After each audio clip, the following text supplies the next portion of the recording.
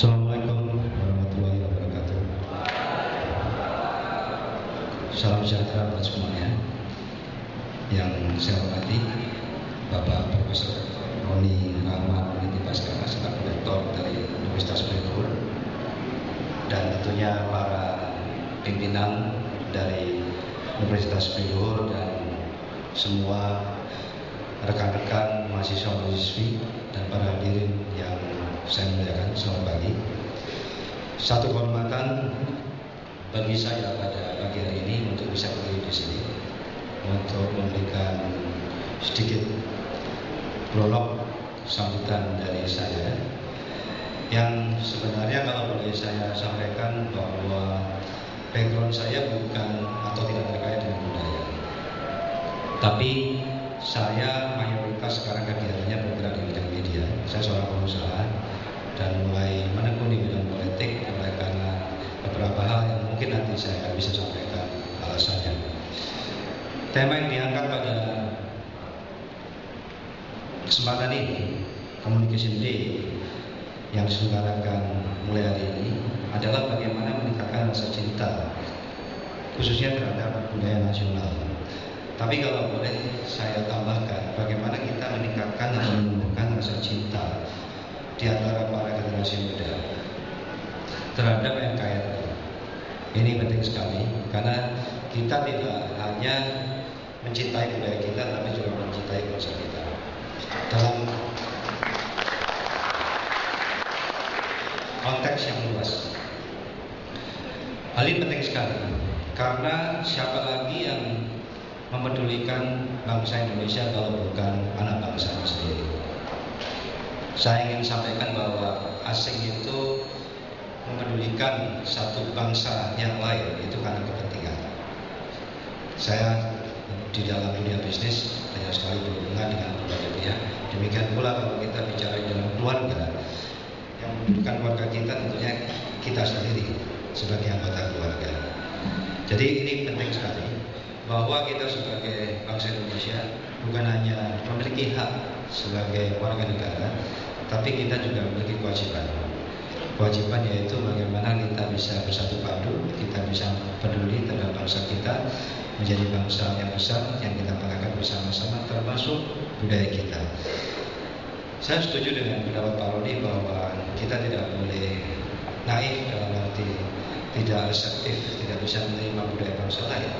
Bisa saja, tapi bagaimanapun kita wajib memilah-milah. Ada hal yang perlu kita pertahankan dan kita tonjolkan, dan ada pula budaya-budaya lain yang bisa kita terima. Ini bagaimanapun merupakan bagian daripada era globalisasi. Tadi saya sampaikan bahwa sebagai anak bangsa kita memiliki kewajiban. Ada hak, ada kewajiban bagaimana kita bisa mengangkat atau martabat bangsa kita. Saya ingin menambahkan dalam kesempatan ini, di samping hak dan kewajiban, dan khususnya kewajiban kita sebagai anak bangsa, bahwa saya ingin tegaskan pada kesempatan ini, saya sebagai pengusaha, bahwa era Barat itu sudah hampir berakhir. Era Barat sudah hampir berakhir, dan memasuki abad saat ini ke depan adalah mulai era kebangkitan daripada daerah timur, khususnya Asia, dan di situ adalah termasuk Indonesia. Kita harus tahu bahwa 61% penduduk dunia itu ada di Asia Pasifik. 61%, statistiknya antara lain Amerika Eropa itu hanya 24%, dan Afrika itu 15%. Dan yang menarik bahwa kalau kita lihat dari pertumbuhan ekonomi di dunia itu yang terbesar terjadi di Asia.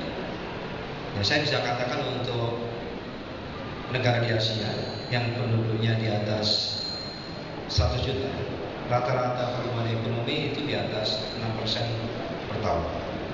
Ya, dengan 61% penduduknya ada di Asia Pasifik, dan pertumbuhan ekonomi yang penduduknya di atas 100 juta jiwa di Asia itu di atas 6% per tahun. Termasuk diantaranya adalah Indonesia, tentunya India di dalam situ, dan Cina juga di dalam situ. Yang mana tiga negara ini adalah memiliki kontribusi 40% daripada penduduk dunia. Sedangkan Eropa pertumbuhan ekonomi di bawah 1%. Eropa pertumbuhan ekonominya sekitar 0,4%, Amerika yang 2% lebih.